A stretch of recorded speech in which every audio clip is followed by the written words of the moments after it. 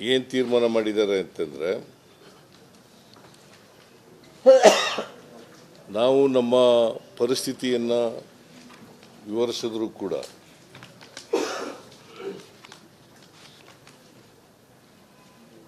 ನಮಗೆ ಈ ವರ್ಷ ನಾರ್ಮಲ್ ಮಳೆ ಆಗ್ತದೆ, ಅದಕ್ಕಿಂತ ಸ್ವಲ್ಪ ಹೆಚ್ಚಾಗಿ ಆಗ್ಬೋದು ಅಂತಕ್ಕಂಥ ಹವಾಮಾನ ಮುನ್ಸೂಚನೆ ಹೇಳಿದ್ರು ಕೂಡ ಇಲ್ಲಿವರೆಗೆ 28% ನೀರಿನ ಕೊರತೆ ಇದೆ. 28% ನೀರಿನ ಕೊರತೆ ಇದೆ ರಿಸರ್ವಾಯರ್ಗಳಲ್ಲಿ.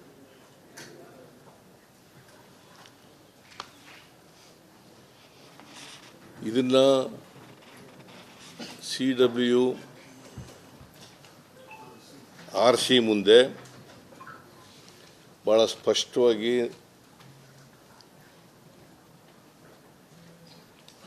ನಮ್ಮ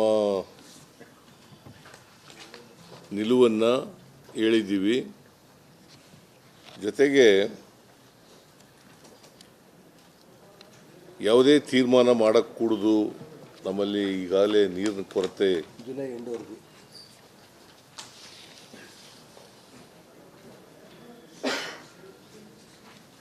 ಜುಲೈ ಎಂಡ್ವರೆಗೂ ಕೂಡ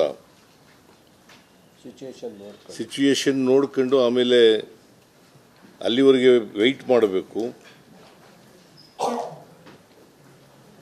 ಅಂತ ಹೇಳಿದ್ದೀವಿ. ಒಂದು ಸಬ್ಮಿಷನ್ ಕೂಡ ಮಾಡಿದ್ದೀವಿ. ಬಟ್ ಆದರೂ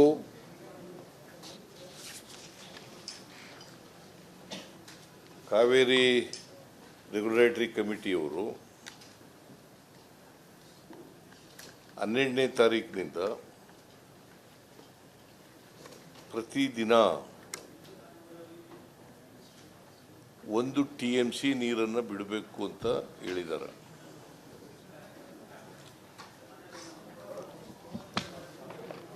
ನಾವು ಈ ಆದೇಶದ ವಿರುದ್ಧವಾಗಿ ಸರ್ಕಾರ ಕಾವೇರಿ ವಾಟರ್ ಮ್ಯಾನೇಜ್ಮೆಂಟ್ ಅಥಾರಿಟಿ ಮುಂದೆ ಅಪೀಲ್ ಹಾಕಬೇಕು ಅಂತಕ್ಕಂಥದ್ದು ಇವತ್ತು ಚರ್ಚೆನಲ್ಲಿ ಬಂದಿರತಕ್ಕಂಥ ಅಭಿಪ್ರಾಯ.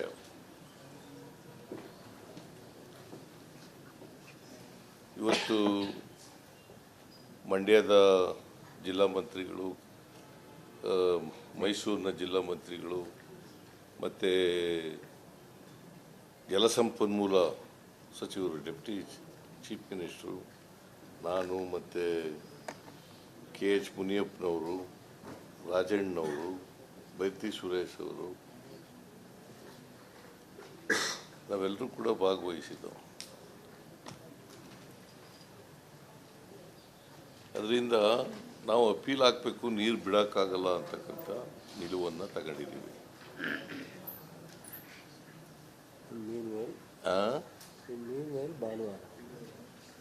ಆಮೇಲೆ ಇದು ಒಂದು ತೀರ್ಮಾನ. ಎರಡನೇ ತೀರ್ಮಾನ, ಆಲ್ ಪಾರ್ಟಿ ಮೀಟಿಂಗನ್ನು ಕರಿಬೇಕು. ಅದು 14ನೇ ತಾರೀಕು 4 ಗಂಟೆಗೆ ಕರಿಬೇಕು ಅಂತೇಳಿ ತೀರ್ಮಾನ ಮಾಡಿದ್ದೀವಿ. ಯಾಕಂದರೆ ಇವತ್ತಿನವರೆಗೆ ಕರ್ನಾಟಕದ ನೀರಿನ ವಿಚಾರದಲ್ಲಿ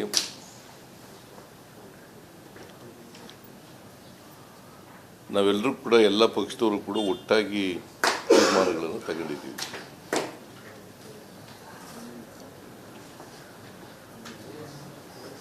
ಅದಕ್ಕೋಸ್ಕರ ಆಲ್ ಪಾರ್ಟಿ ಮೀಟಿಂಗನ್ನು ನಮ್ಮ DK ಶಿವಕುಮಾರ್ ಅವರು ಅವತ್ತು ಕರೀತಾ ಇದ್ದಾರೆ.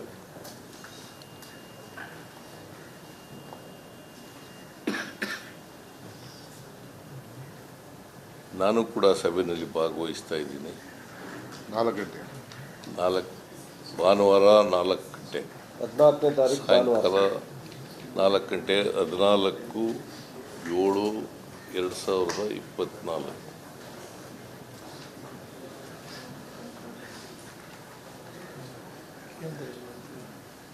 ಮತ್ತು ಅದರ ಕೇಂದ್ರದ ಮಂತ್ರಿಗಳನ್ನೂ ಕೂಡ ಕರೀತಾ ಇದ್ದೀವಿ. ಆ ಏರಿಯಾದ ಲೋಕಸಭಾ ಸದಸ್ಯರು ಶಾಸಕರು ಮತ್ತು ಆ ಭಾಗದ ಲೋಕಸಭಾ ಸದಸ್ಯರುಗಳು, ಕಾವೇರಿ ಬೇಸಿನ್ನ ಲೋಕಸಭಾ ಸದಸ್ಯರುಗಳು, ರಾಜ್ಯಸಭಾ ಸದಸ್ಯರುಗಳು, ಶಾಸಕರು ಮತ್ತು ಶಾಸಕರುಗಳು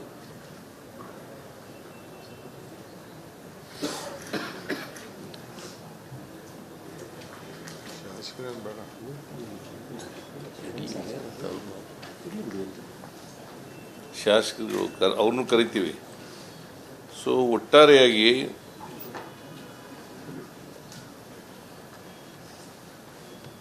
ಎಲ್ಲರನ್ನು ವಿಶ್ವಾಸ ತಗೊಂಡು ಮುಂದಿನ ಹೆಜ್ಜೆ ಸರ್ಕಾರ ಏನಿಡಬೇಕು ಅಂತಕ್ಕಂಥದ್ದನ್ನು ತೀರ್ಮಾನ ಮಾಡಿ.